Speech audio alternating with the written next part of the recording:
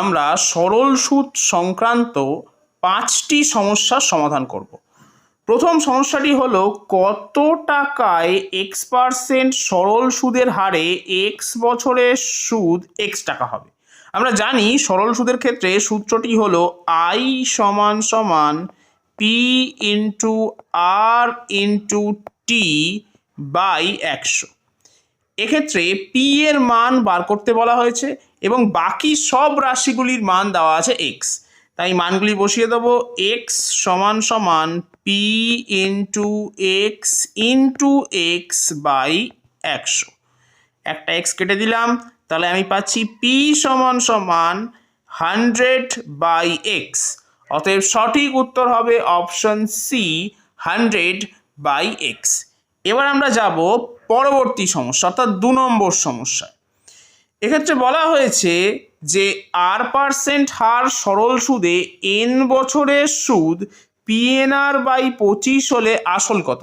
আমরা জানি যে সূত্রটি হলো I সমান সমান P into R into T by 100। এক্ষেত্রে বলা হয়েছে যে সুদের পরিমাণ PNR বাই 25, মান বসিয়ে দিলাম এবং যেহেতু অঙ্কের মধ্যে একটি পি উপস্থিত তাই আসলকে আমরা ধরে নেব এক্স এবং এর মানই আমাকে বার করতে হবে। ক্যাপিটাল আর এর মান দেওয়া আছে স্মল আর, আমি বসিয়ে দিলাম এবং সময় দেওয়া আছে এন বছর, অর্থাৎ টি এর জায়গায় ক্যাপিটাল টি এর জায়গায় আমি বসাবো স্মল এন, নিচে বসাচ্ছি 100। বোথ সাইড থেকে আমি আর এন ক্যান্সেল করলাম, 25 দিয়ে আমি 100 কাটলে পাচ্ছি 4, তাহলে এক্স এর মান আসছে 4p। অতএব সঠিক উত্তর হবে অপশন সি 4p। এবার আমি আসব তৃতীয় সমস্যাতে। এক্ষেত্রে বলা হয়েছে যে সুদের হার 5% বৃদ্ধি পেলে 1000 টাকায় কত বছরের সরল সুদ 80 টাকা বৃদ্ধি পাবে। এখন সুদের হার যেহেতু 5% বৃদ্ধি পাচ্ছে তাই 1000 টাকার উপর 1 বছরে সুদের বৃদ্ধির পরিমাণ হবে 1000 ইন্টু 5 বাই 100, কাটাকুটি করলে আমি পাচ্ছি 50 টাকা।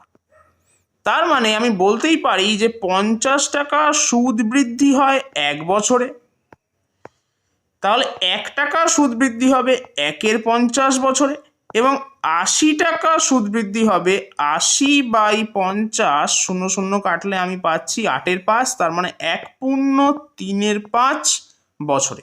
অতএব সঠিক উত্তর হবে অপশন এ 1.3-এর 5। এরপর আমরা যাচ্ছি এর পরবর্তী অর্থাৎ চতুর্থ সমস্যায়। এক্ষেত্রে বলা হয়েছে যে সুদের হার 2% বৃদ্ধি পেলে কত টাকায় 10 বছরের সরল সুদ 100 টাকা বৃদ্ধি পাবে।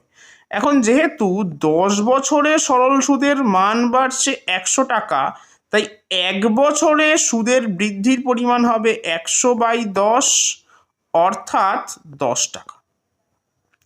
এখন যদি আমি ধরে নিই যে আসল হলো এক্স, তাহলে আসল অর্থাৎ এক্স এর 2% অর্থাৎ 2/100 এইটা হবে এই 10 টাকার সঙ্গে সমান। তাহলে এক্স এর মান হবে 10 ইন্টু 100 বাই 2, কাটাকুটি করলে আমি পাচ্ছি 500 টাকা।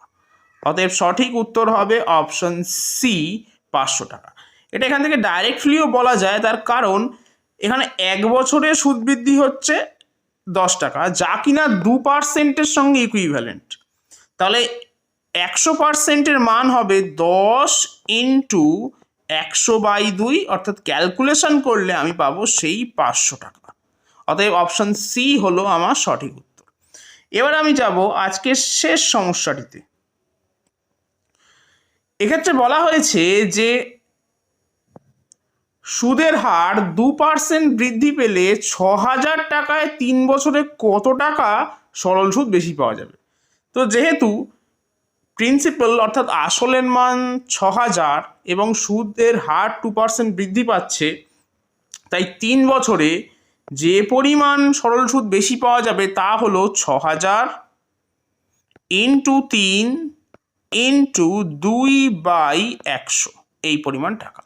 এখন আমি সিম্পলিফাই করছি, সিম্পলিফাই করলে পাবো 3 দুগুণে 6, 6 ইন্টু 60 মানে 360 টাকা। অতএব সঠিক উত্তর হবে অপশন সি, 360 টাকা।